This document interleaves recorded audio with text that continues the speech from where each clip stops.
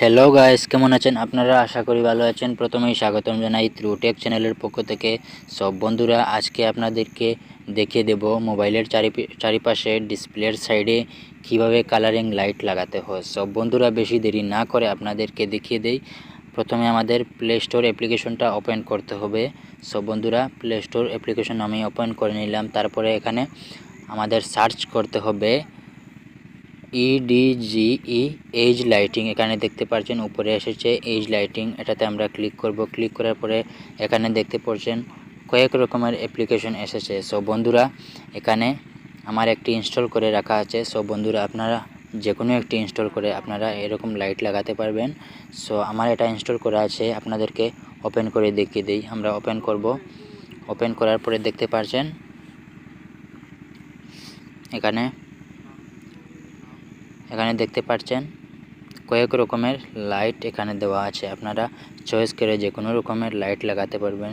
বহুত সুন্দর সুন্দর সিনারিওয়ালা লাইট আছে। সব বন্ধুরা, এখানে দেখতে পাচ্ছেন এখানে আমার একটি লাগিয়ে রাখা আছে। এখানে দেখতে পাচ্ছেন বন্ধুরা, এখানে ওয়ালপেপারও লাগাতে পারবেন। আপনারা দেখতে পাচ্ছেন এখানে আমি এই ওয়ালপেপারটা এটাতে ট্যাপ করলাম।